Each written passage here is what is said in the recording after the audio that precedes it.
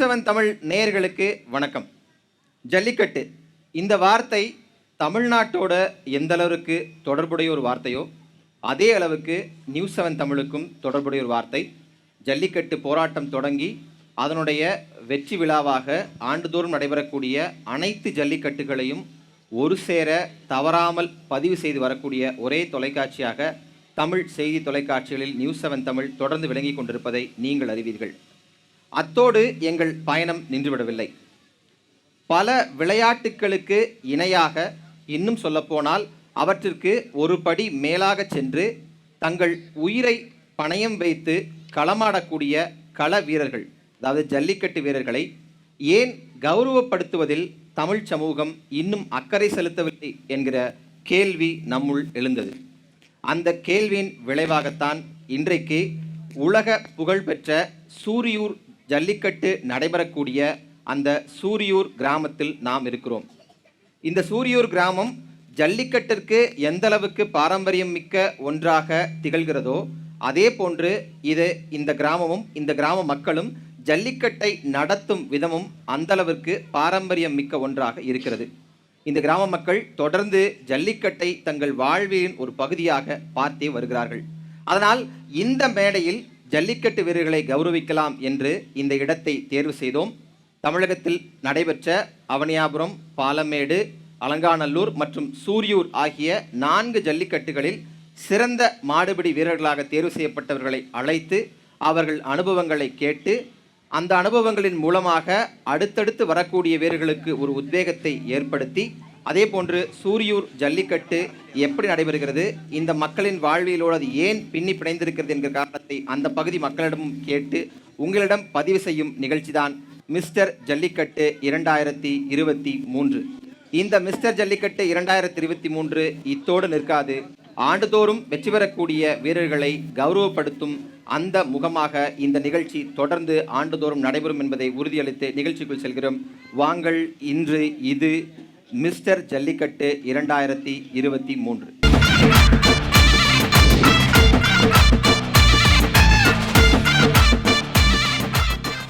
Mister jallikattu 2023 நம்ம முதல் கட்டமாக பார்க்க போகிறது சூரியூர் கிராம மக்களும் அவர்களது ஜல்லிக்கட்டு அனுபவங்களும் தான். நம்மோடு இந்த பகுதியில் சூரியூர் கிராமத்தைச் சேர்ந்த பெரிய மனிதர்கள், இந்த ஜல்லிக்கட்டை பாரம்பரியமாக நடத்தக்கூடியவர்கள், இந்த ஊரினுடைய கிராம பஞ்சாயத்து நிறுவனர்கள், அதே போன்று அரசியல் பிரமுகர்கள் என பலரும் வந்திருக்கிறாங்க. அதே போன்று இந்த ஊர் ஜல்லிக்கட்டு நடத்துவதற்கு மட்டுமல்ல, சிறந்த மாடுகளை கொண்டு வந்து பல இடங்களுக்கு, பல ஊர்களுக்கு கொண்டு சென்று வெற்றி பெறக்கூடிய மாடு வளர்ப்போரும் இங்கே இருக்கிறாங்க. ஜல்லிக்கட்டு காலை உரிமையாளர்களும் இங்கே இருக்கிறாங்க. அதற்கும் இந்த ஊர் பெயர் பெற்ற ஊராக இருக்கிறது. அப்படி சிலரும் நம்மோடு இருக்கிறாங்க. அவர்களிடமிருந்து முதல்ல நான் தொடங்கலாம் அப்படின்னு நினைக்கிறேன். நம்மோடு ஜல்லிக்கட்டு, அந்த ஊருடைய ஜல்லிக்கட்டு பற்றி ஊராட்சி மன்ற தலைவருக்கு உங்களை நீங்கள் அறிமுகப்படுத்திக்கிங்க. சூரியூருக்கும் ஜல்லிக்கட்டுக்குமான தொடர்பு என்ன சொல்லலாம்? சூரியூர்னாலே ஜல்லிக்கட்டு தான் பொதுவாகவே. அதாவது பல 100 ஆண்டுகளாக எங்களது முன்னோர்கள் காலத்திலிருந்து ஸ்ரீ நற்கடல்குடி கருப்பண்ணசாமி ஆகிய எங்களது கிராமத்து தெய்வத்தை வணங்கி அதனுடைய திருவிழாவை தொடர்ந்து இந்த ஜல்லிக்கட்டு போட்டியானது நடைபெறுவது வழக்கம். எத்தனையோ ஊர்களில் ஜல்லிக்கட்டு போட்டி நடைபெறாமல் தேங்கி இருக்கிறது. ஆனால் எங்களது சூரியூரில் ஜல்லிக்கட்டு போட்டி இதுவரை தடைபடவில்லை. எங்கள் ஊருக்கு அதாவது மார்கழி 1ஆம் தேதி பிறந்துட்டாலே பார்த்திங்கனாக்கா ஆட்டோமேட்டிக்காக தானாகவே எவ்வளோ கருத்து வேறுபாடுகளாக இருந்தாலும் அனைவரும் ஒற்றுமையாகி இந்த ஜல்லிக்கட்டு போட்டியை நடத்தணும் அப்படிங்கிறதுல ஒருமித்த கருத்தோடு வந்துடுவோம். அதாவது ஒரு ஊரில் பொதுவாக போட்டி நடத்துறதுக்கான இடம் இருக்கும், இல்லைன்னா மாடுபிடி வீரர்கள் இருப்பாங்க, இல்லை மாடு வளர்க்குறவங்க இருப்பாங்க. ஏதாவது ஒரு விஷயந்தான் அங்கங்கே இருக்கும். ஆனால் சூரியூரை பொறுத்த வரைக்கும் இந்த 3 விஷயத்தையுமே பார்க்க முடியுது. நாங்கள் விசாரித்த வகையில் எங்களுக்கு இருக்கிற தகவல் அடிப்படையில். அந்த அடிப்படையில் இதனுடைய தொன்மை என்ன? அவர் இந்த கடவுள் வழிபாடு மற்ற விஷயங்கள் சொன்னார். எப்படி வாழ்வியலோடு உங்கள் வாழ்க்கையில் ஒரு பகுதியாக எப்படி ஜல்லிக்கட்டு மாறுச்சு? சூரியூர் ஜல்லிக்கட்டுனாவே அது உலக பிரசித்தி பெற்றதுன்னு சொல்லுவாங்க. அதாவது ஜனவரி 1 அப்படின்னாக்கா அது புத்தாண்டு, தை 1னா அது பொங்கல் திருநாள். அது மாதிரி தை 2 அப்படின்னாக்கா சூரியூர் ஜல்லிக்கட்டுங்கிறது இங்கே சுற்று வட்டார மக்கள் மட்டும் இல்லை, தமிழகம் முழுவதும் அறியப்பட்ட ஒரு செய்தி தான் அந்த 2ங்கிறது. மற்ற ஊர்லையும் ஜல்லிக்கட்டு நடத்துவாங்க, நடத்தாமலும் போவாங்க, சில வருஷம் நடத்துவாங்க. அவங்களோட தேதி கூட மாறுபடலாம், நடக்கலாம், நடந்துவிடலாம். ஆனால் இதுவரைக்கும் ஒரே ஒரு வருடம் மட்டும் தடை செய்யப்பட்டது. அந்த தடை செய்யப்பட்ட பொழுது கூட அலங்காநல்லூரில் போராட்டம் பண்ணாங்க. ஆனால் அதுக்கு முன்னதாக போராட்டம் நடத்தியது இந்த சூரியன் மண் தான். இந்த மண்ணில் தான் போராட்டமே தொடங்கியது. இதுவரைக்கும் எந்த ஒரு கோரிக்கைக்கும் எழாத ஒரு போராட்டம் தன்னெழுச்சியாக தமிழகமே சம்பித்தது, உலகமே திரும்பி பார்த்தது என்று சொன்னால் தமிழனுடைய அடையாளமாக பாரம்பரியத்தின் சின்னமாக விளங்கக்கூடிய ஜல்லிக்கட்டுக்கு மட்டும்தான் இவ்வளவு பெரிய போராட்டம். ஜல்லிக்கட்டுக்கு மட்டும்தான் இவ்வளவு பெரிய உயிரை கொடுத்து இளைஞர்கள் கலந்துக்கிட்டாங்க. இன்னும் அந்த ஜல்லிக்கட்டு சம்மந்தமாக மாடு வளர்க்குறவங்களும் சரி, மாடு வளர்க்காதவங்களும் சரி, மாடு பிடிக்கிறவங்களும் பிடிக்காதவங்களும் சரி, அதை தவிர இந்த கலாச்சாரத்தை காப்பாற்றணும். தமிழனாக பிறந்த ஒவ்வொருத்தனும் ஜல்லிக்கட்டுக்கு தொடர்பு இல்லாதவங்க கூட தம்முடைய அடையாளம் அழிஞ்சிடக்கூடாதுங்கிறதாக போராடினது எதுனா இந்த ஜல்லிக்கட்டுக்கு மட்டும்தான் அந்த பெருமையை தவிர வேறு எந்த ஒன்றுக்கும் அந்த இது கிடையாது. இல்லை, ரொம்ப முக்கியமான விஷயம் சொல்கிறீங்க. இப்போ என்னோட கேள்வி என்னென்னா, இப்போ திருச்சியிலேருந்து ஒரு அதிகபட்சம் ஒரு 20 நிமிஷத்தில் நான் வந்து இந்த இடத்துக்கு ரீச் பண்ணிட்டேன். இப்போ திருச்சி போன்ற ஒரு மிகப்பெரிய மாநகரம், தலைநகர ஆக்கிறதுக்குள்ள தகுதி இருக்கிற ஒரு ஊராக எல்லாரோடும் பார்க்கப்படுது.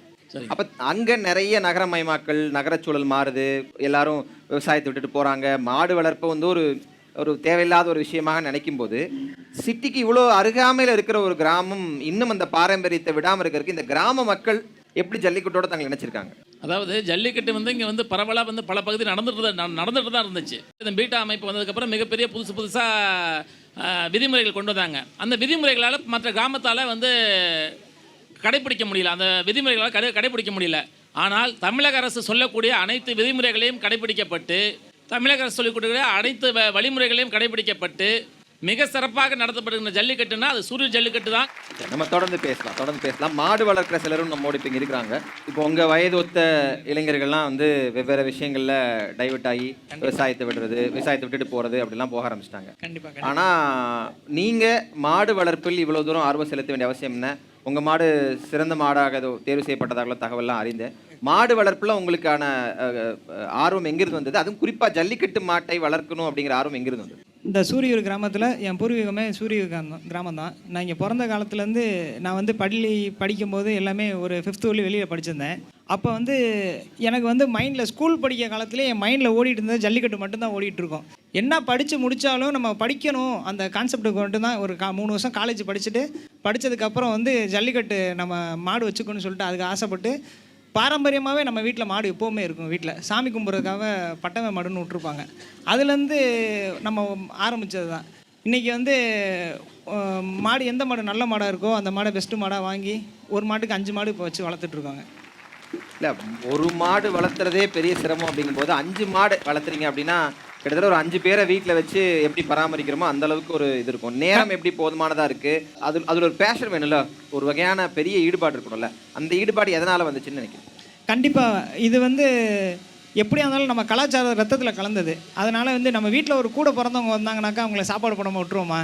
அது மாதிரி தான் கூட பிறந்த பிறப்பில் நம்ம வீட்டு ரேஷன் கார்டில் அது பேர் இல்லை, அவ்வளோதான். மற்றபடி அதுக்கு வந்து கரெக்டான டயத்தில் வந்து எவ்வளோ நேரம் இருந்தாலும் காலையில் 2 மணி நேரம், மதியானம் 1 மணி நேரம், நைட்டு சாயந்தரம் 2 மணி நேரம் அதுக்கு ஸ்பெண்ட் பண்ணி மாட்டுக்கு தீவன நேரத்துக்கு தீவனம் வச்சு, தண்ணி நிற்கிற நேரத்துக்கு தண்ணி வச்சு, வைக்க போடுற நேரத்துக்கு வைக்க போட்டு, அதுக்கு கொசு கடிக்காமல் அதுக்குன்னு அந்த ஸ்ப்ரே மருந்தெல்லாம் அடித்து தொழுவத்தை சுத்தம் பண்ணியிருக்கோமா வீட்டில் இருக்கவங்களும் ஃபுல் அண்ட் ஃபுல் ஹெல்ப் பண்ணுவாங்க.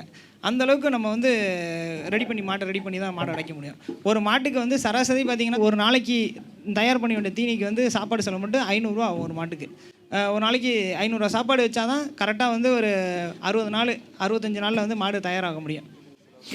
ஜல்லிக்கட்டுக்கு தயார்படுத்துறது அப்படிங்கிறது இப்போ அவங்க சொல்றாங்க இல்லையா, தை 2 நாளே அது வந்து சூரியூர்ல ஜல்லிக்கட்டு. கண்டிப்பாக. அப்ப அதுல இருந்து ஒரு 60 நாளைக்கு முன்னாடி ரொம்ப தீவிரமா கவனம் செலுத்தினா போதுமா, இல்ல தினந்தோறும் அந்த கவனம் தேவைப்படுமா? அந்த டயத்தை நம்ம அவனியாபுரத்தை அவுக்க போகிறோம்னா அதுலேருந்து ஒரு 60 நாள் 55 நாள் கரெக்டாக வச்சு மாட்டை தயார் பண்ணால் மட்டும்தான் நல்ல மாடு ஃபுல். ஒரு ஜிம்மு ஒர்க் அவுட் பண்ணி எப்படி ஸ்டேஜில் போய் பர்ஃபார்மன்ஸ் பண்ணுறாங்களோ அது மாதிரி எடுத்தோன்னே ஜிம்மு நாள் போனோடனே போய் ஸ்டேஜ் அவார்டு வாங்கிட முடியாது. அந்த 60 நாள் அந்த ஒர்க் அவுட் என்ன பண்ணுறோமோ, மாட்டுக்கு சாப்பாடு வச்சு, நீச்சல் போடுற நேரத்தில் நீச்சல் போட்டு, மண்ணு குத்த வேண்டிய நேரத்தில் மண்ணு குத்த வச்சு, மாடை நடையில் பிடிச்சி, மாடு டெம்பரு மாடோட உடம்பு இதெல்லாம் வந்து நல்லா வலுவாக்கி அதுக்கப்புறம் தான் கொண்டு போய் ஜல்லிக்கட்டில் முறையாக அவுப்போம். இப்போ நீங்கள் வளர்த்துற 5 மாடில் எந்த ஊர்ல எல்லாம் ப்ரைஸ் வாங்கியிருக்கு? நான் உலக புகழ் பெற்ற அலங்காநல்லூரில் மட்டும் 7 வருஷம் மாடு அடிச்சிருக்கேன் கண்டினியூவாக. 7 வருஷம் கண்டினியூவாக மாடு அடிச்சிருக்கேன். அலங்காநல்லூரில் வந்து எனக்கு ரொம்ப பிடிச்ச ஊர் அலங்காநல்லூர். நம்ம சூரியூரில் நாள் நடப்போம், அன்றைக்கி நைட்டு திரும்ப பேக் பண்ணி கிளம்பி எல்லாமே போய் அலங்காநல்லூரில் வாங்கி அலங்காநல்லூரில் போய் நான் மாடை ஊற்றுருக்கேன். 7 வருஷம் மாடு அடிச்சிருக்கேன். 7 முறை உங்கள் மாடு வந்து 7 மாடு அலங்காநல்லூரில் 7 வச்சு. சரி, ஒருத்தர் அங்கே நிற்கிறீங்க, ஜல்லிக்கட்டு மாடை பொறுத்த வரைக்கும் 2 குணம் பார்க்குறோம். ஒன்று, களத்தில் இறங்குச்சுன்னா எதிர்த்து நிற்பவங்க யார் என்னெல்லாம் தெரியாது, வெற்றி ஒன்றே இலக்கு, அடித்து தூக்கி போட்டு போயிட்டே இருக்குது. ஆனால் வளர்க்குற உங்கள் எல்லோருடைய சொல்ல இப்போ நிறைய பார்த்த இளைஞர்கள் நிறைய பேர் கண்ட்ரோல் எடுத்து, சின்ன சின்ன பசங்கள்லாம் வந்து மாடை கண்ட்ரோல் எடுக்கிறாங்க. அந்த மாட்டோட குணம் இப்படி இருக்கிறதுக்கு என்ன காரணம்னு நினைக்கிறீங்க? அண்ணன் சுந்தர் சொன்ன மாதிரி தான் சார்.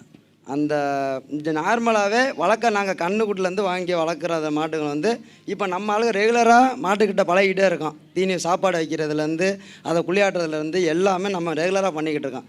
அதனால் அந்த மாட்டை வந்து நம்மளோட காற்றை வந்து சுவாச்சிக்கும். நம்ம ஆள் தான் சரி, நம்ம ஆள் நம்ம கிட்ட இருக்கிறதுனால நம்மளை அது எதுவுமே பண்ணாது சார். அதே அந்த டயத்தில் இப்போ நாங்களோ என் ஃப்ரெண்டை யாராவது ஒரு பக்கத்தில் வந்தாங்கன்னாவே அது நம்ம ஆளுன்னு தெரியாமல் அது அடுத்த ஆள் லேட்டே இல்லாமல் தலை வைக்க ஆரம்பிச்சிடும். இப்போ வாடியில் நீங்கள் மாடை திறந்துடுறீங்க, ரொம்ப ஆக்ரோஷமாக வெளியே வருது, கை தறுத்தோன்னே பல பேரை இது பண்ணுது, நேராக அது கலெக்ஷன் பாயிண்டில் போயிடுது. உங்கள் மாதிரி மாடு வளர்க்குறவங்க கலெக்ஷன் பாயிண்டில் போய் அந்த மாடை பிடிச்சிட்டு வருவீங்க, நிற்பீங்க. அப்போ உடனடியாக அது வந்து உங்களை ஏற்றுக்குமா? அத்தனை ஆயிரக்கணக்கான மக்களை பார்த்துட்டு திடீர்னு நீங்கள் வளர்க்குற நீங்களோ இன்னொருத்தர் நிற்கும் போது உங்களை பார்த்து உடனே சமாதானம் ஆகிடுமா? அந்த கலெக்ஷன் பாயிண்டில் எப்படி அவ்வளோ கோமான மாடு டக்குன்னு அந்த மாடு வளர்க்குறவங்கள்ட்ட சமாதானம் ஆகுது? ஆரம்பத்துலேருந்து கண்டுலேருந்து நம்ம வளர்க்குறோம், அதனால நம்மளோட மாடை வந்து அதை ஏற்றுக்கும். நம்ம எவ்வளோ பேர் எவ்வளோ கூட்டம் இருந்தாலும் சரி சார், நம்ம குரலை கொடுத்து போய் மேலே நம்ம கையை வச்சோம்னா நம்ம ஆள் தான். இப்போ அதே என் ஃப்ரெண்டு பயப்படுறவன் என்ன பண்ணுவான், தொட அச்சப்படுவான். நம்ம அதை அடுத்த ஃப்ரெண்டு மாடு நம்ம தொட்ட நம்மளை பாஞ்சு விடும் அப்படின்னு அந்த மாட்டுக்கு தெரியும். நம்ம வளர்க்குறவங்க தான் நம்ம மாடு கறந்து நம்ம மேலே கை வைக்கிறாங்க. எவ்வளோ கூட்டம் இருந்தாலும் பரவாயில்ல, பயப்பட வேண்டியதில்லை சார். நம்ம மாடு நம்மளை பண்ணாது அப்படின்னு நம்ம பாட்டில் துணிஞ்சு போய் மாட்டை கை தட்டி நம்ம பாட்டில் கைத்து போட்டு பிடிச்சோம் சார். இது நீங்கள் வளர்க்குற மாடு? நம்ம வளர்க்குற மாடு தான் சார்.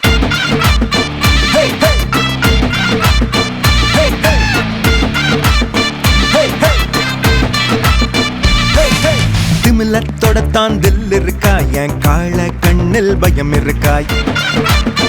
நம்மோடு ஒரு பெண்மணி இருக்காங்க, மாடு வளர்க்குறவங்க. பொதுவாக வந்து ஆண்கள் வளர்த்துறாங்க அப்படிங்கிறது தான் எங்கள் நேரங்களில் பார்க்குறோம். ஒரு பெண்மணி நீங்கள் வளர்த்தும் போது எப்படி சாத்தியமாகுது அப்படிங்கிற எல்லாம் கேட்பாங்க. ஆண் பெண் வித்தியாசம் கிடையாது, வளர்த்தனா யாரும் வளர்த்தலாம். ஆனால் அப்படிப்பட்ட கேள்விகள் உங்களை நோக்கி வந்திருக்கா? அப்படி ஒன்றும் எதுவுமே செய்யாது சார். செய்யாது.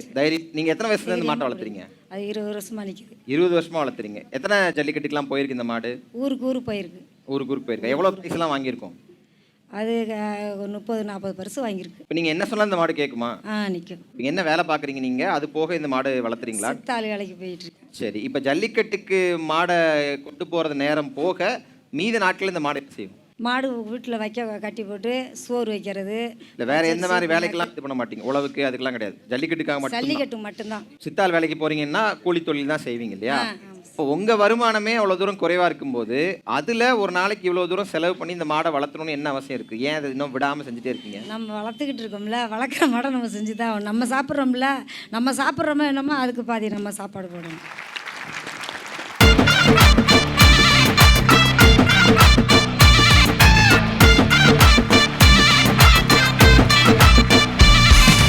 மாடு வளர்ப்பு இந்த ஊர் சூரியூர் நீங்கள் எப்படி பார்க்குறீங்க?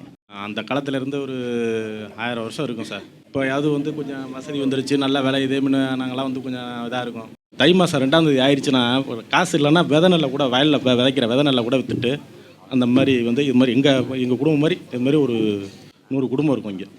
அந்த மாதிரி நினச்சி வச்சதுனால தான் இன்றைக்கி ஜல்லிக்கட்டு வந்து இந்த அளவுக்கு பேர் சூரியூருக்கு. ஸோ உங்களோட கணக்குப்படி சூரியூர் ஜல்லிக்கட்டுடைய பாரம்பரியம் 1000 ஆண்டுகள். 1000 ஆண்டுகள்னா தொடர்ந்து நடத்திட்டே இருக்காங்க. இந்த இதில் மாடுகள் மீதான வன்முறை, மாடுகளை வந்து கஷ்டப்படுத்துகிறாங்க, கொடுமைப்படுத்துகிறாங்க, மாடுகளை வந்து அதனுடைய வாயிலா ஜீவனை இது பண்ணுறாங்க அப்படின்னு சொல்கிறாங்க இல்லையா? அவங்களுக்கு 1000 வருஷமாக ஜல்லிக்கட்டு நடத்துகிறேன் அப்படின்னு சொல்கிற ஒரு ஊர்க்காரராக உங்களோட பதில் என்ன? மனுஷனுக்கு மனுஷன் விளையாடுறப்ப அடிபட்டு நடக்கிறது சகசம். அது மாதிரி வந்து மாட்டோட நம்ம விளையாடுறப்போ வந்து மாடு நம்மளை போயிடுறதும் மாடை நம்ம மல்லு கட்டுறதும் சகசம் தானே சார். இதை போய் வன்முறைன்னு அது வன்கொடுமைன்னு சொல்ல முடியாது சார். சூரியூர் ஜல்லிக்கட்டுக்கும் முதல்ல உங்களுக்குமான தொடர்பு என்ன? சூரியூருக்கும் ஜல்லிக்கட்டுமான தொடர்பு என்ன? இந்த சூரியூர் மண்ணில் பிறந்ததற்கு மிக பெருமை அடைகிறேன். முதலில் என்னுடைய பெயர் முருகன். நான் வந்து இந்த மண்ணில் வந்து வர்ணையாளராக இருப்பேன். ஜல்லிக்கட்டுங்கிறது எனக்கு விவரஞ்ச காலத்திலேருந்து. ஓ, நீங்கள் வர்ணனையாளரா? வர்ணையாளர். அங்கே உட்கார வேணீங்க.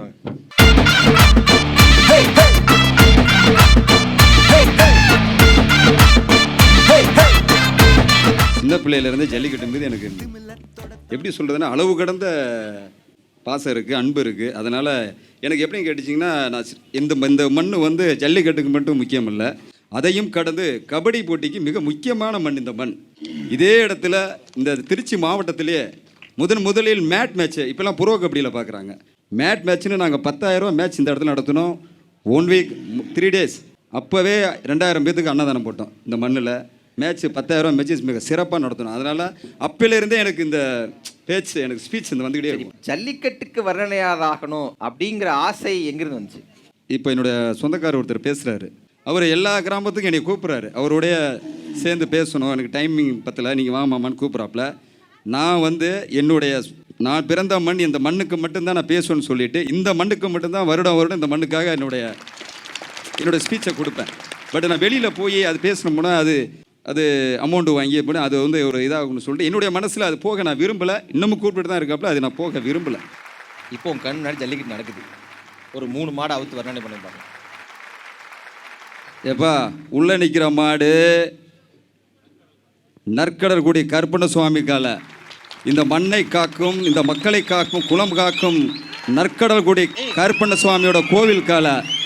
தொட்டுக்க கும்பிட்டுக்க, மாட்டை பிடிக்காத. எப்பா அடுத்த மாடு சூரியூர் சுந்தர் மாடியா, மாடு விளையாட்டு மாடு, மாட்டை ஒரு ஆள் பிடிக்கணும். 3 பேர் பிடிக்கிறாங்க மாடு, 3 பேர் பிடிக்கிறாங்க. இல்லை எப்பா 3 பேர் பிடிக்கக்கூடாது, மாட்டை ஒருத்தர் அட்டன் பண்ணணும். அந்த டைமிங்கில் அடுத்து அந்த மாடு அடுத்த சண்டே தூக்கி பிடிச்சினா அடுத்து ஒரு நபர் மட்டும்தான் பிடிக்கணும், அதை அட்டன் பண்ணணும். அதை தாண்டி பிடிச்சினா மாடு வெற்றி பெற்றது. இது சுப்ரீம் கோர்ட்டோட ஆர்டர். இல்லை ஒரு மாடு திரும்புது பாருங்கண்ணே, மாட்டுக்கார கூப்பிடுங்க, மாட்டுக்கார கூப்பிட்டு சொல்லுங்க. எப்பா மாட்டுக்காரு வெளில போப்பா. அத்தாடி ஆத்தி என்ன ஆட்டம் அது அப்பா, சும்மா தீயா பாய்தியா. பட்டயதாரர்கள் அப்படின்னா நீங்கள் தான் பாரம்பரியமாக அந்த விஷயங்களில் முன்னெடுத்து செய்யக்கூடிய ஆட்களில் ஒருத்தவங்களா இருக்கீங்க இல்லையா? ஆமாம் சார். ஊரில் வந்து முக்கியமானவங்க ஒரு 7 கரை பட்டயதாரர் இருக்காங்க. அவங்க தான் எல்லாரும். சரி, அப்போ இந்த பாரம்பரியம் இன்னும் உங்களுக்கு க்ளோஸாக தெரிஞ்சிருக்கும், உங்கள் குடும்பத்தோட கண்டிப்பாக அது பின்னி பிணைஞ்சிருக்கும் இல்லையா? ஒரு ஊரில் கும்பாபிஷேகம் நடத்துகிறாங்கன்னா ஒரு 8 குடும்பம் 15 குடும்பம் வந்து அவங்களே விரதம் இருப்பாங்க, இந்த மாதிரிலாம் செய்வாங்க இல்லையா? உங்கள் குடும்பம் இதோட எப்படி இணைஞ்சிருக்கு? நீங்கள் என்னென்னலாம் செய்வீங்க இந்த ஜல்லிக்கட்டுக்காக? சார் நானும் மாடு வச்சுருக்கேன், என்கிட்ட 3 மாடு இருக்குது. இது வந்து எங்கள் தாத்தா காலத்துலேருந்து, தாத்தா பாட்டி காலத்துலேருந்து பாரம்பரியமாக அந்த ஜல்லிக்கட்டு இந்த சூரியூரில் நடந்துகிட்ருக்கு. இது வந்து தொட்டு எந்த பிரச்சனையும் இல்லாமல் எல்லோரும் ஒட்டு கூடி, 1000 பிரச்சனை இருந்தாலும் ஜல்லிக்கட்டுன்னு வந்துச்சுன்னா எல்லோரும் ஒன்று கூடி சிறப்பாக நின்று நடத்துவோம். இதில் வந்து ஊர் விஷயம், பொது விஷயமாக எல்லோரும் கலந்துக்கிட்டு முடிஞ்ச அளவு எங்களால் முடிஞ்ச வேலையை பார்த்து எந்த அளவுக்கு சிறப்பாக ஜல்லிக்கட்டை நடத்த முடியுமோ அந்த அளவுக்கு பண்ணுவோம். அதில் வந்து முன்னாடி போகிறது வந்து 7 கரை பட்டையாரும் அதிகாரிகள், ஒவ்வொரு அதிகாரிகளையும் பார்க்குறதெல்லாம் நாங்கள் தான் நின்று எல்லாம் பண்ணுவோம். மற்றபடி ஊரில் இருக்கவங்கள்ட்ட மற்றவங்க ஊரில் இருக்க இல்லை, ஒரு பொது காரியம் பண்ணும்போது ஒரு திருப்தி இருக்கும். பொது காரியம் பண்ணாலே சின்ன சின்ன விமர்சனங்கள் வரும் போகும், அதெல்லாம் தாண்டி இந்த பொது காரியன்றது ரொம்ப வித்தியாசமான. இப்போ இந்த ரூல்ஸ்லாம் வந்ததுக்கு பிறகு கவர்மெண்ட்டையும் பேலன்ஸ் பண்ணணும். அந்த பொது காரியத்தை செய்யும்போது என்ன மாதிரி ஒரு திருப்தி உங்களுக்கு ஏற்படுது? ஒரு மாநாடு நடத்தி முடிக்கிறது மாதிரி ஒரு ஜல்லிக்கட்டு சூரியூரில் நடத்தி முடிக்கிறது எவ்வளோ பொறுமையாக, எவ்வளோ ஈடுபாடோட, யார் வந்தாலும் வரலைனாலும் அந்த ஜல்லிக்கட்டை எவ்வளோ சிறப்பாக பண்ண முடியுமோ அதுக்கு எல்லாம் ஒத்துழைப்போம், எல்லோரும் நாங்கள் பண்ணுவோம். ஒரு மாநாடு நடத்தி எந்த பிரச்சனைலாம் முடிக்கணும்ல, அதுமாரி இந்த ஜல்லிக்கட்டை வந்து எல்லோரும் ஒன்று கூடி சிறப்பாக நின்று நடத்துகிறோம் சார். உலக புகழ்பெற்ற சூரியூர் ஜல்லிக்கட்டு, இப்போ நான் சொல்ல சரினா இதுதான் உங்கள் பழைய வாடி இல்லையா? இந்த வருஷம் இல்லாமல் போன வருஷம் வரைக்கும் இங்கே தான் நீங்கள் இது பண்ணியிருக்கீங்க. அந்த புகழ்பெற்ற சூரியூர் ஜல்லிக்கட்டு வாடிவாசலில் தான் இந்த நிகழ்ச்சியை நம்ம நடத்திட்டு இருக்கிறோம். முதல் முறையாக நியூஸ் 7 தமிழ் முன்னெடுத்திருக்கிற இந்த நிகழ்ச்சிக்கு பாரம்பரியமிக்க இந்த சூரியூர் ஜல்லிக்கட்டு வாடிவாசலும் அவர்கள் வழங்கக்கூடிய ஸ்ரீ நற்கடல்குடி கருப்பண்ணசாமி துணையும் இருக்கும் நம்புகிறோம். கோவில் காலை காசி, அது அந்த மாடை அவங்க உள்ளே கட்டியிருக்கிறாங்க. ஸோ ஒரு ரொம்ப பாரம்பரியமிக்க ஒரு இடத்துலேருந்து நம்ம தொடங்கியிருக்கோங்கிறது மகிழ்ச்சி. இப்போது நிகழ்ச்சியினுடைய முக்கிய பகுதிக்கு போகிறோம். இங்கு நம்மோடு வீரர்கள் இருக்காங்க. அவனியாபுரம், பாலமேடு, அலங்காநல்லூர் சூரியூர் ஜல்லிக்கட்டில் சிறந்த வீரர்களாக பரிசு பெற்றவர்கள் இங்கே இருக்கிறாங்க. அவங்கள்ட்ட பேசலாம். உங்களே தொடங்கலாம். உங்கள் பேர் சொல்லுங்கள், எந்த ஜல்லிக்கட்டில் கலந்துக்கிட்டீங்க, எவ்வளோ மாடு? நான் உலக புகழ்பெற்ற அலங்காநல்லூர் ஜல்லிக்கட்டில் 26 மாடு பிடிச்சிருக்கேன். 26 மாடு இந்த ஒரே நாளில் 26 மாடு பிடிச்சி ஃபஸ்ட்டு ப்ரைஸ் வாங்கியிருக்கேன். நான் சிவகங்கை மாவட்டம் அஞ்சூர் நாடு பூவந்தி கிராமத்துலேருந்து வந்திருக்கேன். என் பேர் அபிஷித்தார். என்ன படிக்கிறீங்க? நான் BA RBS 3rd இயர் படிக்கிறேன். RBSனா ரிலிஜியன் ஃபிலாசபி சோசியாலஜி. சரி, அமெரிக்கன். எத்தனை வயசுலேருந்து உங்களுக்கு இந்த மாடு பிடிக்கணுங்கிற ஆர்வம் வந்துச்சு? நான் ஒரு 8th படிக்கிறதுலேருந்து மாடு பிடிக்கிறேன். நம்ம மாடு பிடிக்கிறீங்களா? ஆமாம். நம்ம வந்து வடத்தில் தான் ஃபேமஸ். எஸ்எம்கே அவினாஷ் நண்பர்கள்னு சொல்லி வடத்தில் தான் மாடு பிடிப்போம். உங்கள் கூட படிக்கிற பசங்கள்லாம் வந்து ப்ரொஃபஷன் மற்ற விஷயங்கள் இதெல்லாம் போயிட்டுருப்பாங்க, இன்ஸ்டாகிராமு, ஃபேஸ்புக்கு, சோஷியல் மீடியான்னு. ஆனால் நீங்கள் வந்து இதுக்கு ஒரு தனி ட்ரைனிங் எடுக்கணும், தனி பயிற்சி எடுக்கணும்ல. அந்த மாதிரி என்ன பயிற்சிகளை எடுத்துகிட்டு இருக்கீங்க? இது தனி ட்ரைனிங்லாம் கிடையாது. இது வந்து கிராமத்தில் வந்து இது வந்து அப்படியே வரதான் பாரம்பரியமாக. இப்போ கிராமத்தில் வந்து எல்லாருமே பாரம்பரியமாக மாடு பிடிச்சி வர்றது, ஏறுதொழுவுற வந்து எல்லாமே இருக்குது, பாரம்பரியமாக இருக்கிறது. என் கூட படிக்கிறவங்க இருக்காங்க, சில நண்பர்கள்லாம் மாடு பிடிப்பாங்க, வைப்பாங்க, அப்படிலாம் இல்லை, எல்லாருமே பண்ணுவாங்க. மாடு பிடிக்கிறவங்கள காட்டிலையும் மாடு அவுக்குறவங்க தான் ரொம்ப இதாக இருக்காங்க. பொதுவாக வீட்டில் இப்போ எல்லாம் குழந்தைங்க கீழே தடுக்கி விழுந்துட்டாலே பயந்து ஹாஸ்பிட்டலுக்கெலாம் கூப்பிட்டு போகிற மாதிரியான வாழ்வியலாக மாறிடுச்சுல. ஒரு மாடு பிடிச்சிட்டு வர்றது அப்படிங்கிறது கிட்டத்தட்ட உயிரை பணையை வச்சு திரும்ப வரதான். காலைல புரட்டு வரும்போது திரும்ப வருமா நமக்கு தெரியாது. இந்த சின்ன வயசில் உங்கள் பெற்றோர்கள் எப்படி உங்களை அனுமதிக்கிறாங்க? வீட்டிலலாம் அனுமதிக்க மாட்டாங்க. நம்ம வீட்டை மீறி தான் போகிறோம். நம்ம வந்து ஃபஸ்ட்டு 8th படிக்கையில் மாடு பிடிக்கிறோம்னா, நம்ம ஸ்கூலு பக்கத்தில் திருப்பன் ஸ்கூலில் தான் படித்தேன் நான். அப்போ வந்து 8th படிக்கையில் தமராக்கி இந்த ஒரு இதில் வெளிவரட்டு ஜல்லிக்கட்டு, அங்கே வந்து ஃபஸ்ட்டு நான் மாடு பார்த்தது வந்து தமராக்கி ஜல்லிக்கட்டில் தான் ஃபஸ்ட்டு நான் பார்க்குறேன். அங்கே நம்ம வந்து இந்த மாடை நம்ம பிடிக்கணும் அப்படின்னு சொல்லி நான் 8th படிக்கையில் ஒரு கண்டுக்குட்டியை பிடிச்சேன். எங்கள் சித்தப்பா வந்து எனக்கு பாராட்டி துண்டு, அப்போ துண்டு தான் ஃபேமஸ்ஸு. இப்போ தான் பரிசுகள்லாம், அப்போ துண்டு தான் வந்து ஒரு 6 வருஷம் 7 வருஷத்துக்கு முன்னால் துண்டு எங்கள் சித்தப்பா கழுத்தில் வச்சிருந்த துண்டை நீ ஒரு கண்டுக்குட்டியை பிடிச்சின்னு சொல்லி கட்டி விட்டாங்க. இப்போ உங்கள் கூட படிக்கிற பசங்க வேறு ஸ்போர்ட்ஸ்லாம் ஈடுபட்டுருப்பாங்கல்ல, கிரிக்கெட்டு, பேஸ்கெட் பால், வாலிபால்னு வேறு ஸ்போர்ட்ஸில் ஈடுபட்டுட்டு ஜெயிச்சுட்டு காலேஜுக்கு வருவாங்க, டோர்னமெண்ட் போய் ஜெயிச்சுட்டு வருவாங்க, அவங்களுக்கு ஒரு வெல்கம் இருக்கும். இந்த மாதிரி ஜல்லிக்கட்டை ஜெயிச்சுட்டு போகும்போது உங்கள் கல்லூரியில் உங்களுக்கு அதுக்கான வரவேற்பு இருக்கா? பொதுவாக ஒரு ஃபோன் கால் வந்து விஷ் பண்ணுறது, உங்களை பற்றி அதெல்லாம் நடக்குது. ஸோ உங்களுக்கு வந்து உங்களுக்கான அங்கீகாரம் உங்கள் கல்லூரி மட்டத்தில் உங்களுக்கு கிடைக்கும். வருது. சரி, அவருக்கு உங்கள் பேர் என்ன? பாலாஜி. ஊர் வந்து விளாங்குடி. விளாங்குடி. சரி. அவனேத்தில் 3rd பிரைஸ். சரி, எத்தனை மாடு பிடிச்சிங்க? 13 மாடு பிடிச்சி. 13 மாடு பிடிச்சிங்களா? எத்தனை வயசுலேருந்து இங்கே மாடு பிடிச்சிட்டு இருக்கீங்க? 9th பிடிச்சி. 9th இது வரைக்கும் எத்தனை மாடு பிடிச்சிருப்பீங்க? 9th ஒரு 400 மாடு பிடிச்சிருப்பேன். என்ன படிச்சுட்டு இருக்கீங்க? 10th முடிச்சு ITI முடிச்சு. 10th முடிச்சுட்டு ITI முடிச்சு அடிச்சு முடிச்சிட்டிங்க. இப்போ எங்கேயும் படிக்கல? எங்கேயும் படிக்கல. சரி, வேலை ஜல்லிக்கட்டு இல்லாமல் வேலை பார்க்குறதுன்றது? லோட்மேன் வேலை பார்க்குறீங்க. ஆனால் கிட்டத்தட்ட 400 மாடு பிடிச்சிருக்கீங்க. 400 மாடு பிடிச்சிருக்கு. ஜல்லிக்கட்டில் மாடு பிடிக்கிறது வந்து ஒரு பெரிய ரிஸ்க்கான வேலை தான். அதை விட ரிஸ்க்கான வேலை லோட்மேன் வேலை. ஆனால் உங்களை பார்த்தா அப்படி இல்லை, ரொம்ப அமைதியாக ஒரு காம்ப்ளான் பாய் மாதிரி உட்காந்துருக்கீங்க. என்னைக்காவது நம்ம இவ்வளோ தூரம் செய்கிறோமே, ஆனால் நம்மளை ரொம்ப அசால்ட்டாக நினைக்கிறாங்க, நம்மளோட வீரமோ மற்ற விஷயங்கள் வெளியே தெரியலன்னு யோசிச்சிருக்கீங்களா? அந்த மாதிரி யோசிச்சு சம்பவங்கள் ஏதாவது நடந்திருக்கா? நிறையா மாடு பாஞ்சிருக்கு. இதுக்கெலாம் வீட்டில் ஐவாங்க, எதுக்குடா போகிற மாடு பிடிக்க போகிற அப்படின்னு ஐவாங்க. நான் அதையும் மீறி போய் போவேன். இல்லை, அவரும் அதான் சொன்னார், வீட்டில் ஒத்துக்க மாட்டாங்கன்ட்டு. வீட்டை மீறி போகிற அளவுக்கு அந்த ஜல்லிக்கட்டு மேலே என்ன ஈடுபாடு? ஏதாவது ஒன்று இருக்கணும்ல. ஒரு ஸ்போர்ட்ஸ்மேன் விளையாடுறானா எனக்கு கவர்மெண்ட் ஜாப் கிடைக்குன்னு விளையாடுவான், ஸ்டைஃபன் கிடைக்குன்னு விளையாடுவான், ஸ்காலர்ஷிப் கிடைக்குன்னு விளையாடுவான். இது உசுறு திரும்பான்னு தெரியாது, வீட்லேயும் திட்டுறாங்க. அப்படிங்கும்போது எதுக்காக இதை செய்யணும்னு ஒரு கேள்வி இருக்குல்ல, எதுக்காக செஞ்சுட்டே இருக்கீங்க? அது சந்தோஷக்காண்டி பிடிக்கிறது. உங்களை பார்த்தா மாடு பிடிப்பீங்களா அப்படின்னு தான் தோணுது. ஆனால் பிடிக்காம இந்த இடத்துக்கு வந்திருக்க முடியாது. எத்தனை மாடு பிடிச்சிங்க? 17 மாடு பிடிச்சிருக்கு. 17 மாடா? கொஞ்சம் வாங்க. இல்லை, வீரத்துக்கும் உடம்புக்கும் சம்மந்தமே இல்லைங்கிறதுல தம்பி தான் ப்ரூஃப் பண்ணியிருக்காரு. 17 மாடு பிடிச்சிருக்கா. எந்த வயசுல மாடு பிடிக்கிறோமா? நான் ஒரு 8th படிக்கும்போது மாடு பிடிச்சேன். 8th படிக்கும்போது. இந்த முறை எந்த ஊரில் போய் மாடு பிடிச்சிங்க? என் சொந்த ஊர்ல சூரியூரில் மாடு பிடிச்சிருக்கேன். சூரியூரில் தான் மாடு பிடிச்சிருக்கீங்க. உங்கள் வீட்டில் ஒத்துக்கிறாங்களா மாடு பிடிக்க? ஒத்துக்க மாட்டாங்க. அவங்களாவது வெளியூரில் போய் மாடு பிடிக்கிறாங்க. உள்ளூருக்குள்ளே எப்படி அப்பா அம்மா ஏமாற்றி வர்றீங்க? என்ன பண்ணுறது, வந்துட்டோம். என்னோட ஆர்வம் அப்படி. சரி, மாடு பிடிச்சாங்கன்னா என்ன ரோல் மாடல் செங்குறிச்சி பாலன்னு சொல்லிட்டு. யார் அவர்? செங்குறிச்சி பாலன்னு சொல்லிட்டு லோக்கல் எல்லாத்தையும் தெரிஞ்சவனே. சரி, மாடு பிடிப்பாங்க. மாடுபிடி வீரர். மாடுபிடி வீரர். சரி, செங்குறிச்சி பால் அவர் தான் உங்களை ஒரு மென்டார் சொல்கிறாரு. இந்த நிகழ்ச்சி பார்த்தீங்கன்னா குறித்து வச்சுக்கோங்க. நீ என்ன படிச்சுட்டு இருக்கீங்க? நான் ITI முடிச்சுட்டு அப்ரெண்டிஸ் பண்ணிட்டு இருக்கேன். அப்ரெண்டிஸ் பண்ணிட்டு இருக்கீங்க. என்ன ஆகணும்னு எய்ம் உங்களுக்கு? என்ன ஆகலாம், கடைசி வரைக்கும் மாடு பிடிக்கண்ணே. இல்லைண்ணே, இப்போ வேலைக்கு போகணும், சம்பாதிக்கணும், லைஃப்ல செட்டில் ஆகணும், மாடு பாருக்கலாம் சம்பாதிக்கலாண்ணே. எனக்கு வந்து என்னோட ஆசை ஃபுல்லாக ஜல்லிக்கட்டு தான். ஜல்லிக்கட்டுலேயே இருக்குன்ட்டு என்னோட ஆசைண்ணே. சரி, வேற வீட்டில் இத்தனை வருஷத்தை எவ்வளோ மாடு பிடிச்சிங்கன்னு சொன்னீங்க? நான் கேட்கல. இந்த வருஷம் மட்டும் 13 மாடு. எவ்வளோ வருஷமா பிடிச்சிருக்கீங்க? 8th படிக்கும்போது. நான் இப்போ ஒரு ஜல்லிக்கட்டு பெரிய ஜல்லிக்கட்டு பிடிச்சினா ஒரு 2 வருஷமா பிடிச்சிட்டு இருக்கேன். எத்தனை மாடு பிடிச்சிருக்கீங்க? இன்ன வரைக்கும் ஒரு 50 மாடு பிடிச்சிருப்பேன். 50 மாடு பிடிச்சிருக்கேன். சரி, உட்காருங்க. உங்கள் பேர்? என் பேர் ரஞ்சித் குமார். நான் அலங்காநல்லூரில் 3ஆம் பரிசு பெற்றேன். சரி, எத்தனை மாடு பிடிச்சிங்க? 12 மாடு. 12 மாடு. எத்தனை வருஷமா பிடிச்சிட்டு இருக்கீங்க? நான் ஒரு 5 வருஷமாக பிடிச்சிக்கிட்டு இருக்கேன் மாடு. எத்தனை மாடு பிடிச்சிருப்பீங்க 5 வருஷத்தில்? 5 வருஷத்தில் நான் வந்து 2019 வந்து என் தம்பி ஃபர்ஸ்ட் பரிசு அலங்காநல்லூரில், 2020 நான் ஃபர்ஸ்ட் பரிசு, 2021 என் தம்பி செகண்ட் பரிசு, 2023 நான் 3வது பரிசு போய். என் பேர் அஜய். சிவகங்கை மாவட்டம் அஞ்சூர் நாடு ஏனாதிலேருந்து வந்திருக்கேன். சரி, எத்தனை மாடு பிடிச்சிங்க இந்த வருஷம்? இந்த வருஷம் அலங்காநல்லூரில் செகண்ட் ப்ரைஸ் எடுத்திருக்கேன். 20 மாடு பிடிச்சி. 20 மாடு. 20 மாடு. இது வரைக்கும் வடத்தில் மாடு பிடிச்சிக்கிறோம். சிவகங்கை மாவட்டத்தில் வடத்திலே ஒரு 150 மாடுக்கு மேலே பிடிச்சிருக்கேன். இப்போ வாடியில் இறங்கி இப்போ வாடியிலே ஒரு 300 மாடுக்கு மேலே பிடிச்சிட்டேன். 300 மாடு. உங்கள் வயசு நம்ம இப்போ? வயசு 22. 22. எத்தனை வயசுலேருந்து பிடிக்கிறீங்க? நான் 5 இயர்ஸாக படிச்சுக்கிறேன். இப்போ தான் 5 இயர்ஸ். என்ன படிக்கிறீங்க? சோசியாலஜி டிபார்ட்மெண்ட் படிச்சுட்டு இப்போ ஃபிசிக்கல் எஜுகேஷன் படிச்சுக்கிட்டு இருக்கேன். Physical education. ஸ்போர்ட்ஸ் மேன் ஆகணுங்கிறதா? அப்போ என் கேள்வி உங்களுக்கு தான் சரியானதாக இருக்கும். ஃபிசிக்கல் எஜுகேஷன் படிக்கணும் அப்படின்னா ஸ்போர்ட்ஸ் இல்லையா? ஜல்லிக்கட்டை ஸ்போர்ட், அது ஒரு விளையாட்டு அப்படின்னு தொடர்ச்சியாக தமிழ் சமூகம் சொல்லிக்கொண்டே இருக்கிறது. அது விளையாட்டு கிடையாது, அது ஒரு கலாச்சார நிகழ்வு, இன்னும் சொல்ல போனால் அது காட்டுமிராண்டித்தனமானது அப்படின்லாம் விமர்சனங்கள் ஒரு பக்கம் வச்சுட்டே இருக்காங்க.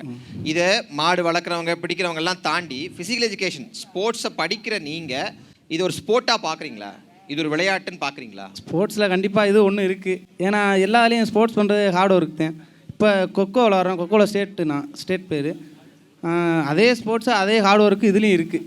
அதில் என்னென்ன பெனிஃபிட்ஸ் இருக்கோ, ஒரு யூனிவர்சிட்டி இருந்தால் கவர்மெண்ட் ஒர்க்கில் 2 மார்க் எக்ஸ்ட்ரா, அந்த மாதிரி இதையும் ஒரு ஸ்போர்ட்ஸில் கொண்டு வந்தால் கொஞ்சம் பெஸ்ட்டாக இருக்கும். அதான் அந்த ஸ்போர்ட்ஸுக்கெல்லாம் போகிற அளவுக்கு ஜல்லிக்கட்டுக்கு தயாராகிற ஒரு வீரருக்கு ட்ரைனிங் இல்லை மெனக்கெடல், பொறுமை, பயிற்சி, விடாமுயற்சி எந்த அளவுக்கு தேவைன்னு நினைக்கிறீங்க? பொதுவாக ஸ்போர்ட்ஸுக்கு தான் இதெல்லாம் தேவைன்னு தொடர்ந்து பேசிட்டே இருக்கும். ஆனால் ஜல்லிக்கட்டையும் ஸ்போர்ட்டாக அங்கீகரிக்கணும்னா அந்த வீரர்களுக்கு எந்த அளவுக்கு இதனுடைய ட்ரைனிங் தேவைன்னு நினைக்கிறீங்க? ஸ்போர்ட்ஸுன்றது பர்டிகுலராக ஒரு ஸ்போர்ட்ஸுக்குன்றது தனித்தனியாக இது பண்ணுற மாதிரி. ஆனால் ஜல்லிக்கட்டுன்றது எல்லாமே இருக்கணும், எல்லா திறமையும். அதாவது அட் அ டைமில் என்ன யூஸ் பண்ணுறோமோ அப்போ அந்த மைண்டில் என்ன இருக்கோ அதை யூஸ் பண்ணாதேன். இல்லைன்னா ஸ்பாட்டில் என்ன நடக்குன்னு சொல்ல முடியாது. Presence of mind. Presence of mind ரொம்ப முக்கியம். பிரசன்ஸ் ஆஃப் மைண்ட் இருந்தால் தான் ஸ்பாட்டில் யூஸ் பண்ண முடியும். இது ஒரு திறமை 2 திறமை இல்லை, எல்லா திறமையும் இருக்கணும். ஆமாம், ரொம்ப அருமையான பாயிண்ட். உங்கள் பேர்? என் பேர் விஜய். நான் மதுரை ஜெயந்தபுரத்தில் இருக்கேன். என்னோட எத்தனை மாடு பிடிச்சிங்க இந்த வருஷம்? 28 மாடு பிடிச்சிருக்கீங்க. 28 மாடு. ஆமாம். சரி. அவனியாவரத்தில் மொதல் பரிசு. இதுவரையும் ஒரு 1500 மாடு பிடிச்சிருப்பேன். 1500 மாடா? எந்த வயசுல மாடு பிடிக்கிறீங்க? நான் ஒரு 10 வயசுலேருந்து பிடிச்சிக்கிட்டு இருக்கேன். 10 வயசுல இருந்து.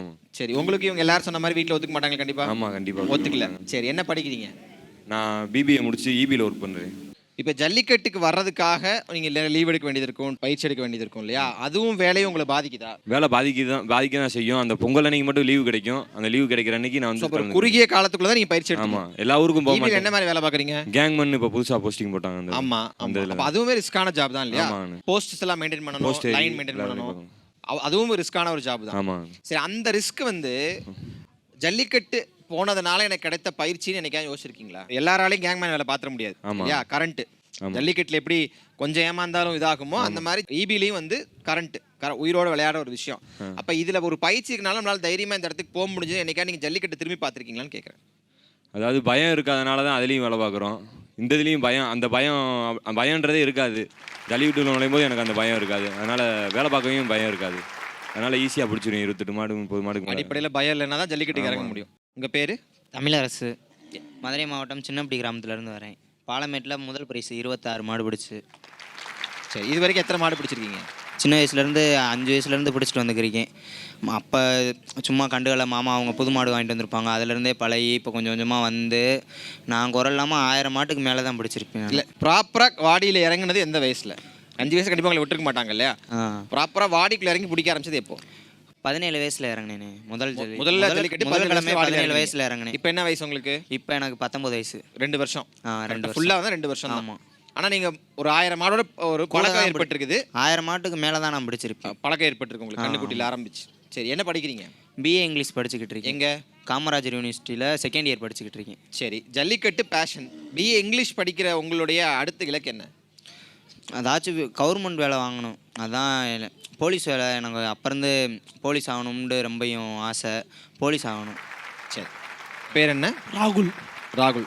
எத்தனை மாடு பிடிச்சிருக்கீங்க? ராகுல் மரிங்கிப்பட்டி. நான் 11 மாடு பிடிச்சிருக்கேன். சூரியூரில் தேர்ட் ப்ரைஸ். சூரியூரில் தேர்ட் ப்ரைஸ். 13 மாடு.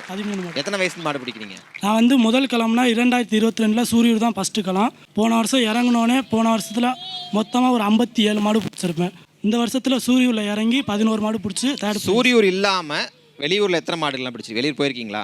போன வருஷத்தில் சூரியூர் இல்லாமல் மற்ற ஊர்லனா 56 மாடு அந்த மாதிரி. 56 மாடு. என்ன படிக்கிறீங்க? Third year BSc hotel management. BSc hotel management.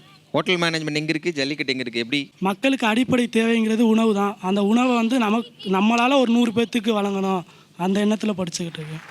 சரி, உங்கள் பேர் என்ன? எவ்வளோ மாடு பிடிச்சிருக்கீங்க? என் பேர் ரஞ்சித்குமார், நவுல்பட்டு. சூரியூரில் 14 மாடு பிடிச்சி 2வது இடம் பிடிச்சிருக்கேன். 14 மாடு. 14 மாடு. இது வரைக்கும் எத்தனை மாடு பிடிச்சிருப்பீங்க? இது வரைக்கும் ஒரு 300 மாடு பிடிச்சிருக்கேன். என்ன படிச்சுட்டு இருக்கீங்க இப்போ? பிசிஏ படிச்சுட்டு இருக்கேன். பிசிஏ. சரி, உங்கள் வீட்லேயும் கண்டிப்பாக ஒத்துக்க மாட்டாங்க மாடு பிடிக்கலாம் ஒத்துக்க. பிசிஏ படிச்சு என்ன எய்ம் உங்களுக்கு? அடுத்து எம்எஸ்சி படிக்கணும். எம்எஸ்சி படிக்கணும். ஜல்லிக்கட்டுக்கு எத்தனை வருஷம் வரைக்கும் போகலான்னு ஆசை? உயிர் உள்ள வர ஜல்லிக்கட்டு தான். இதுக்கு தான் கைதட்டியே ஆகணும். சரி, இப்போ பிசிஏ படிக்கிறீங்க அப்படின்னா உங்களோட படிக்கிற பசங்களோட மனநிலை என்னால் புரிஞ்சிக்க முடியுது இல்லையா? சாஃப்ட்வேரு, கம்ப்யூட்டரு, ஐடி இண்டஸ்ட்ரிக்கு போகணும், ரொம்ப ஒரு லகுவான ஒரு ஜாபு, அப்படி தான் பொதுவான ஒரு வழக்கம் இங்கே இருக்குது. ஆனால் அதுக்கு நேர் எதிராக படிக்கிறது அங்கே பிசிஏ முழுக்க சாஃப்ட்வேரு, இது கம்ப்ளீட்லி ஹார்ட்வேரு.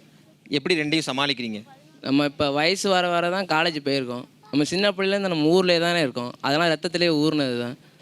நம்மளோட பாரம்பரியமான ஜல்லிக்கட்டை எப்படி விட்டுட்டு போக முடியும்?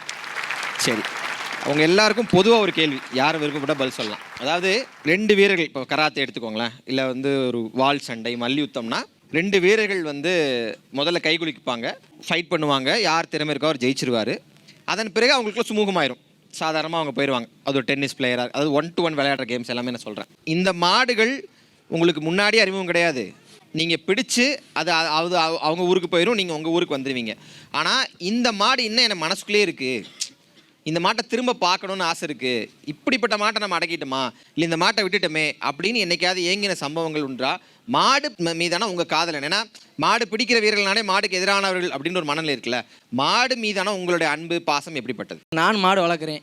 மாடுனா எனக்கு கொள்ள பிரியாதான். ஆனால் எனக்கு வந்து தமிழ்நாட்டிலே தலை சிறந்த மாடு ஏதோ அதை நான் பிடிக்கணும், அதே வந்து எனக்குள்ள ஆசை வந்து. சரி, மாடு அப்படின்னா உங்களுக்கு எப்படிப்பட்டது? மாடோட ஒரு ஸ்மெல் இருக்கும். அந்த ஸ்மெல்லை வந்து நாங்கள் வாடிக்குள்ளே மாடை பிடிக்காத உணர்வோம். அந்த மாடோட திமிழில் அந்த ஸ்மெல்லை நாங்கள் உணர்வோம். அதை ரொம்ப அதில் எங்களுக்கு ரொம்ப பிரியமே. அவர் ரொம்ப அழகாக சொல்கிறார், வாசம், ஒரு குழந்தையோட வாசம் பெற்றோர்கள் சொல்கிற மாதிரி மாட்டோட வாசம்னு சொல்கிறாருல, அந்த அன்பு இல்லாமல் செய்ய முடியாது. வெளியிருந்து பார்க்க நீங்கள் அடக்கிற மாதிரி தெரியலாலும் ஒரு அன்பு தேவைப்படும்ல. அப்போ வளர்க்குற உங்களுக்கு இன்னொருத்தர் மாடை பிடிக்கும்போது எப்படிப்பட்ட உணர்வு ஏற்படுது? அன்போடு இருக்குமா, இல்லை ஒரு வெறி இருக்குமா, கோபம் இருக்குமா, எப்படியா பிடிச்சிடணும் நினைக்குமா, எப்படி அதை கையாளுறீங்கன்னு கேட்குறேன். மாடை பிடிக்கணும் ஒரு வெறி தானே. இன்னும் ஒரு மாடு எனக்கு குத்தி பிடிச்சி, அந்த மாடு இன்னும் கண்ணுக்குள்ளேயே இருக்குது. அடுத்த வருஷம் எந்த வாடி இருந்தால் பிடிக்கணும் அந்த மாடு. போன வருஷம் நான் விட்ட மாடை அடுத்த வருஷம் கரெக்டாக மனசில் வச்சுருந்து பிடிச்சேன்ற அனுபவம் இருக்கா? மாட்டு பேரை சொல்ல வேண்டாம், ஊர் சொல்ல வேண்டாம், அனுபவங்களை சொன்னால் போதும். நான் இந்த வருஷம் செகண்ட் பேட்சில் இறங்கிட்டேன். அலவனில் இறங்கி 3 மாடு பிடிச்சிட்டேன். 4ஆவது மாடு என்னை பாஞ்சிருச்சு. 4ஆவது மாடு பாஞ்சு வெளியே கூட்டிகிட்டு போயிட்டாங்க. கூட்டிகிட்டு போயிட்டு தையல் போட்டு இறங்க வேணான்னு சொல்கிறாங்க. நான் வந்துட்டேன். திருப்பி வந்து அந்த மாடை பிடிக்கணும் எனக்கு வந்து ஆசை இல்லை. என்னை பொறுத்த அளவுக்கு 1 டே ஃபைட் தான் அது. இப்போ அந்த மாடு உங்கள் மனசில் இருக்குது? மாடு என் மனசில் இருக்குது. ஆனால் எனக்கு வந்து அந்த மாடை பிடிக்கணும் எனக்கு அவசியம் இல்லை. எனக்கு அன்னைக்கு நான் வந்து போட்டியில் விளாட்றேன்னா அன்னைக்கு எது சிறந்த மாடோ அதை பிடிக்கணுன்னு ஒரு ஆசை. அப்படிலாம் என்னை பாஞ்சிருச்சு, நான் அதை போய் திருப்பி பிடிக்கணும்னா அது வந்து முட்டாள்தனமானது. திருப்பி பாஞ்சிருச்சுன்னா என்ன பண்ணுறது? அன்னைக்கு நிலைமைக்கு நம்மளை பாஞ்சிருச்சா, சரி நம்ம நேரம் அவ்வளோதான் பாஞ்சிருச்சு, நம்ம தம்பி தான் நம்மளை குத்துனான்னு அப்படியே போயிட்டே இருக்கணும். என்னப்பா ஒரு பெரிய ஜென் தத்துவத்தை ரொம்ப சாதாரணமாக சொல்லிட்டேன். அப்படியே கடந்து போயிட்டே இருக்கணுங்க. இதுலேயே வந்து நின்றோம்னு வச்சுக்கோங்க, அதனால பழி தீக்கிற உணர்ச்சி அதெல்லாம் தேவையில்லைன்றீங்க. மாட்டுக்கும் ரொம்ப மிக அருமையான விஷயம் அது. ஜல்லிக்கட்டுக்கு எதிராக தொடர்ந்து வைக்கக்கூடிய வாதங்கள் என்னன்னா, வீரர்கள் ரொம்ப வெறி கொண்டு அந்த மாடை அடக்கிறது மற்ற விஷயங்களை செய்கிறாங்கன்றாங்க. ஆனால் ரொம்ப ரொம்ப இளம் வயதாக இருந்தாலும் ரொம்ப தெளிவான ஒரு பதில் சொல்கிறாரு. மாடு ஜெயிச்சிட்டா ஜெயிச்சிருச்சு, நான் ஜெயிச்சிட்டேன், அவ்வளோதான். நான் தோத்தாலும் தோத்ததுக்காக நான் பழி வாங்கணும் அப்படிங்கிற அவசியம் எனக்கு கிடையாது. ஏன்னா மாடு மீது எங்களுக்கு பாசம் இருக்குது. இந்த நிகழ்ச்சியை பார்த்துருக்க எல்லாருக்குமே அந்த உணர்வு ஏற்படலாம். ஒருத்தர் வந்து குழந்தைக்கு இணையாக நான் அந்த மாட்டோட ஸ்மெல்லை உணர்றேங்கிறாரு. ஒருத்தர் மாட்டிடம் தோத்தாலும் அது எனக்கு வெற்றி தான், என் மாட்டிட்டு தானே தோற்றுருக்கேன், நான் வளர்த்தேன், இன்னொருத்தர் வளர்த்த மாட்டிட்டு தோற்றுருக்கேன் அப்படிங்கிறாங்க. இப்போ வெளியிருந்து பார்ப்பதற்கு ஜல்லிக்கட்டு வீரர்கள் மீது ஒரு கரடுமுரடான பார்வை இருந்தாலும் எனக்கு தெரிஞ்சு உலகத்தில் ஆகச்சிறந்த மென்மையாளர்களாக இந்த வீரர்கள் இருக்காங்க. எல்லாருக்கும் ஒரு தடவை நம்ம கைத்தட்டலாம். ரொம்ப அருமையான விஷயங்களை சொல்லியிருக்கீங்க. ஜல்லிக்கட்டு உங்களை இவ்வளோ தூரம் பக்குவப்படுத்திருக்குன்னு நினைக்கும் போது ரொம்ப சந்தோஷமாக இருக்குது. நிச்சயமாக அரசு வேலை அப்படிங்கிறது உங்கள் எல்லாருடைய கோரிக்கையாக இருக்கும். அதனால் அதை நான் மீண்டும் கேட்க விரும்பலை. அது ஒரு பெரிய டிஸ்கஷன் போயிட்டுருக்கு. ஜல்லிக்கட்டு பற்றி அதனுடைய விதிகள் சார்ந்தோ இல்லை அது இன்னும் உலக அளவில் எடுத்துகிட்டு போகணும் அப்படிங்கிற கோரிக்கையில் ஏதாவது உங்கள்கிட்ட இருக்கா?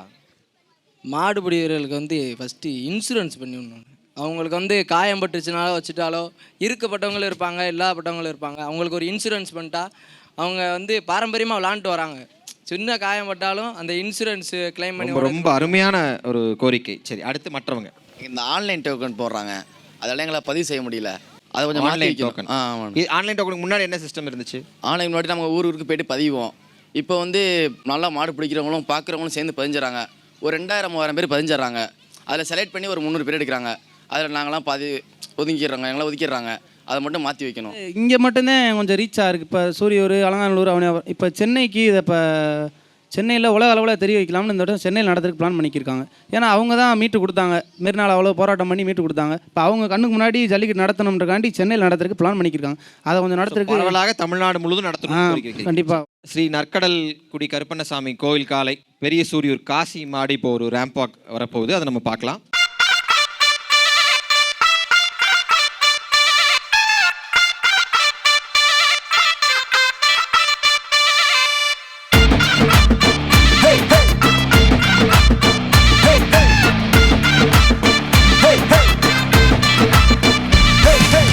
திமிலத்தோடத்தான் தில் இருக்கா, என் காள கண்ணில் பயம் இருக்கா, என் காள கூட காதலி தான், அட எவனும் தொட்டா பாஞ்சிடுவான். திமிலத்தோடத்தான் தில் இருக்கா, என் காள கண்ணில் பயம் இருக்கா. இப்போ நிகழ்ச்சியினுடைய முக்கியமான பகுதிக்கு வந்திருக்கிறோம். நம்ம இந்த 4 ஊர் அலங்காநல்லூர், பாலமேடு, அவனியாபுரம் மற்றும் சூரியூரில் சிறப்பாக செயல்பட்ட வீரர்களை கௌரவிக்கும் நிகழ்வு. நான் மீண்டும் ஒரு முறை இதை பதிவு செய்கிறேன். பொதுவாக பிற விளையாட்டுகளில் வெற்றி பெற்று பரிசுகள், உலக அளவில் பதக்கங்களை வென்று வரக்கூடிய வீரர்களுக்கு அந்தந்த மாநிலங்களுக்கு திரும்பும்போது ஒரு பெரிய மரியாதையும் அடுத்தடுத்த கட்ட ஊக்கமும் வழங்கப்படுகின்றன. ஆனால் ஜல்லிக்கட்டு வீரர்களை பொறுத்தவரை ஒரு ஜல்லிக்கட்டில் அவர்கள் வெற்றி பெற்றால் அந்த பரிசோடு அடுத்த ஜல்லிக்கட்டுக்கு தான் அவங்கள நம்ம வந்து பார்க்குறோம். அடுத்த ஜல்லிக்கட்டுக்கு அவங்க வந்தால் ஆச்சு, வரலைன்னா இல்லைங்கிற ஒரு சூழல் தான் இருக்குது. அப்படி ஒரு நிலையில் அதை மாற்ற வேண்டும், அவர்களை கௌரவப்படுத்த வேண்டும் என்கிற அடிப்படையில் தான் இன்றைக்கு இந்த நிகழ்ச்சியை நாம் ஆரம்பிச்சிருக்கோம். ஆண்டுதோறும் இந்த மிஸ் ஜல்லிக்கட்டு 2023 பட்டம் இருக்கும். தற்போது நாம் இந்த வீரர்களை கௌரவிக்கக்கூடிய இடத்துல இருக்கிறோம். இப்போ நம்மோடு டவ் கெமிக்கல்ஸ்னுடைய இயக்குனர் திரு அருள் மகேஷும் இந்த நிகழ்ச்சியில் நம்மளோட இணைகிறாங்க. அதே போன்று எங்களுடைய இந்த நிகழ்ச்சிக்கு எங்களுக்கு பக்கபலமாக இருந்து உறுதுணையாக இருந்த ஸ்பான்சர்ஸை இந்த நேரத்தில் நன்றி தெரிவித்துக் கொள்கிறோம். எங்களுடைய பெருமைமிகு ஸ்பான்சர்ஸ் ராம்ராஜ் காட்டன், போத்தீஸ் நிறுவனம், அவர்களும் இந்த பரிசுகளை வீரர்களுக்கான உடையும், வீரர்களுக்கான அந்த உடை என்பது ராம்ராஜ் காட்டன் நிறுவனத்தால் வழங்கப்பட்டிருக்கு. அதே மாதிரி போத்தீஸ் நிறுவனம் வீரர்களுக்கான அந்த ஒரு பரிசு ஒன்றை தந்திருக்கிறார்கள். அதே போன்று வீரர்களுக்கான உணவு ஏற்பாடு என்பது KMS ஹக்கீம் பிரியாணி அவர்கள் தரப்பில் வீரர்களுக்கான அந்த உணவும் இந்த நிகழ்ச்சிக்காக ஏற்பாடு செய்யப்பட்டிருக்கு. இந்த 3 ஸ்பான்சர்களுக்கும் எங்களது இதயம் கனிந்த நன்றியை நியூஸ் 7 தமிழ் சார்பாக தெரிவித்துக் கொண்டு அடுத்த கட்டமாக வீரர்களை கௌரவப்படுத்தும் நிகழ்வை தொடங்கலாம். நான் திரு அருள் மகேஷ் அவர்களை மேடை கழிக்கிறேன். வாங்க சார்.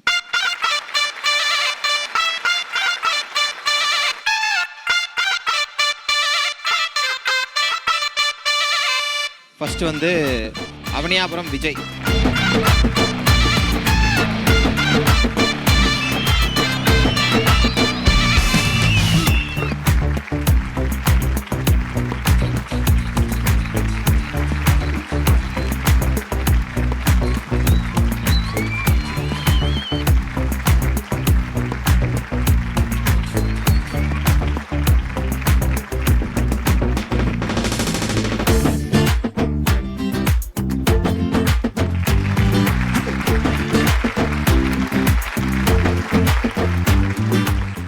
பாலாஜி வாங்க.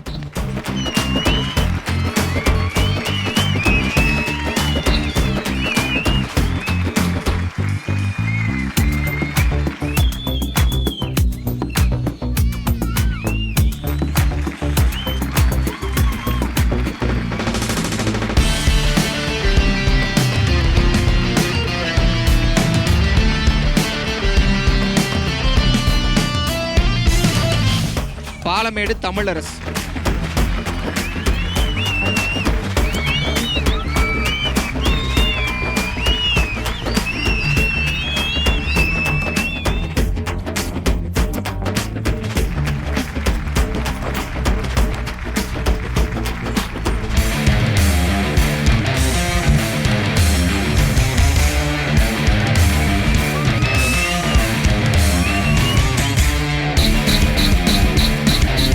அலங்காநல்லூர் அபிசித்தர்.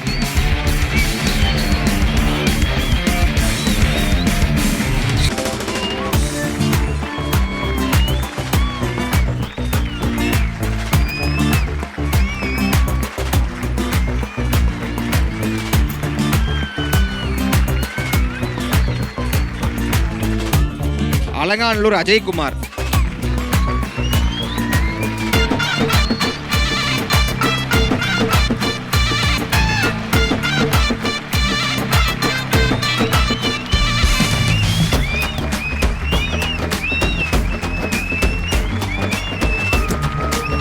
அலங்காநல்லூர் ரஞ்சித்குமார்.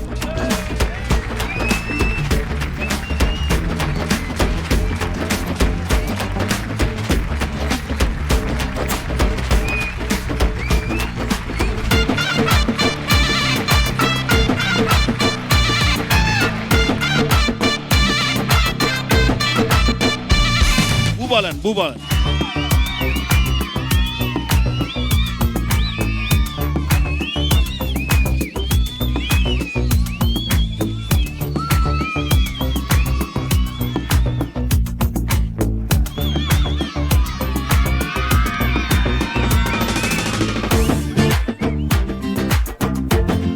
நவல்பட்டு ரஞ்சித்குமார்.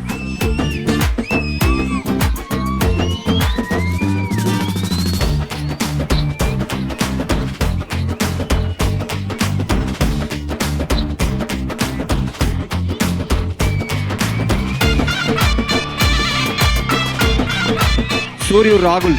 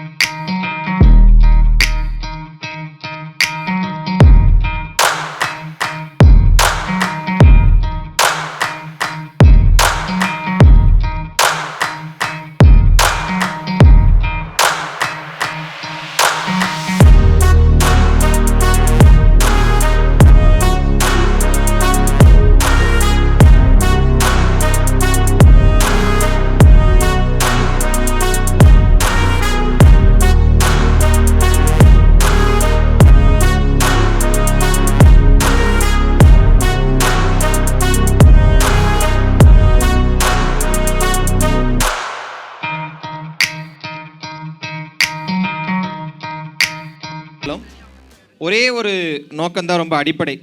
எங்கள் தொலைக்காட்சியில் இவர்கள் அப்படின்னு ஒரு நிகழ்ச்சி இருக்குது. அந்த நிகழ்ச்சி என்ன மாதிரியான நிகழ்ச்சி அப்படின்னா, நம்ம அன்றாடம் பார்க்கக்கூடிய அடிப்படை வேலை செய்யக்கூடியவங்க, ஒரு ஆட்டோ ஓட்டுறவர், மீன் விற்கக்கூடிய ஒருத்தவங்க, நம்ம தெருக்களை கூட்டக்கூடிய ஒருத்தவங்க, ஒரு டாக்ஸி ஓட்டுநர், இல்லை வீட்டு வேலை செய்யக்கூடியவங்க, இப்படி நம்ம அன்றாடம் பார்க்கக்கூடியவங்களுக்கு பின்னாடி ஒரு வாழ்க்கை இருக்குது, அது என்ன அப்படின்னு காட்டணும் அப்படிங்கிற அடிப்படையில் நாங்கள் வாரந்தோறும் அந்த நிகழ்ச்சியை அவங்க இடத்துக்கே போய் அவங்களோட வருமானம் என்ன, அவங்க குடும்பத்தை எப்படி பண்ணுறாங்க, ஒரு பைக் மெக்கானிக் என்ன பண்ணுறாரு, இப்படி பதிவு செய்வோம். இன்றைக்கு இந்த நிகழ்ச்சியில் அதுவும் ஒரு நோக்கம். ஜல்லிக்கட்டு அப்படின்னாலே ஒரு பிம்பம் இருக்குது. அந்த பிம்பம் தொடர்ச்சியாக அடுத்தடுத்த கட்டங்களில் பல போராட்டங்கள், பல முன்னெடுப்புகள் எல்லாம் மாறிட்டு இருக்கு. ஆனால் ஜல்லிக்கட்டு வீரர்கள் பற்றி அறியாத பக்கங்கள் இருக்குது.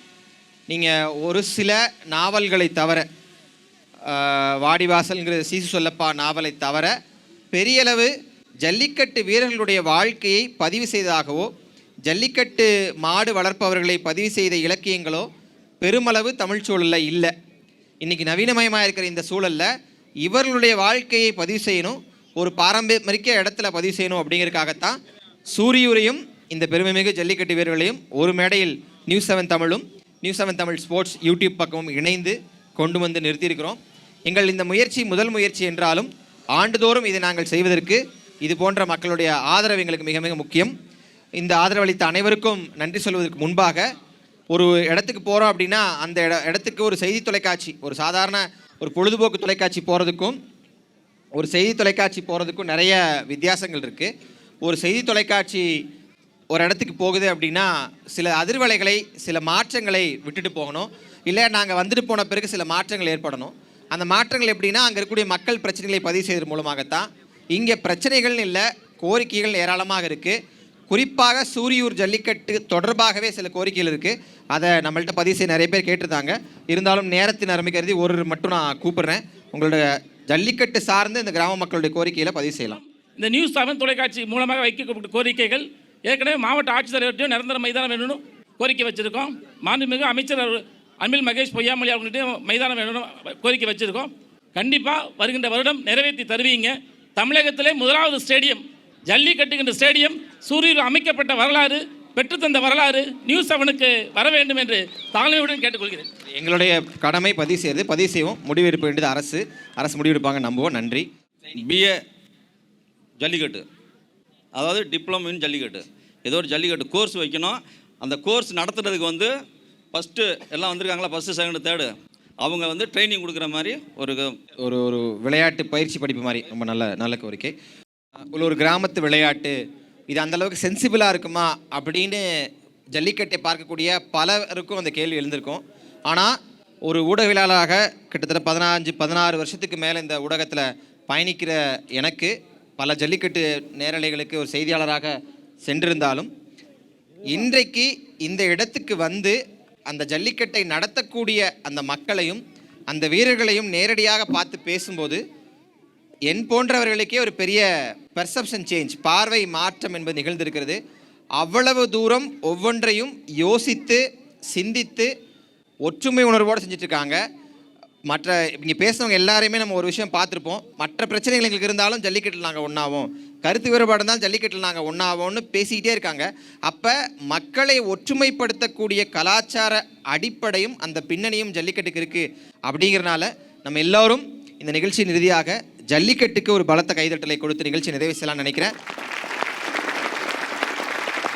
நன்றி, மிக்க நன்றி. இங்கே இழைப்பை ஏற்று இங்கே வந்த அனைத்து ஜல்லிக்கட்டு வீரர்களுக்கும், சூரியூர் ஜல்லிக்கட்டு ஏற்பாடு செய்யக்கூடியவர்களுக்கும், சூரியூர் பொதுமக்களுக்கும், அந்த முக்கியஸ்தர்களுக்கும் எங்கள் மிக்க நன்றி. இந்த ஏற்பாடு செய்த அனைவருக்கும் நன்றி. மீண்டும் இது போன்ற ஒரு நல்லதொரு நிகழ்ச்சியில் உங்களை சந்திக்கிறேன். உங்களிடமிருந்து விடைபெறுவது நான் தியாகச்செம்மல்.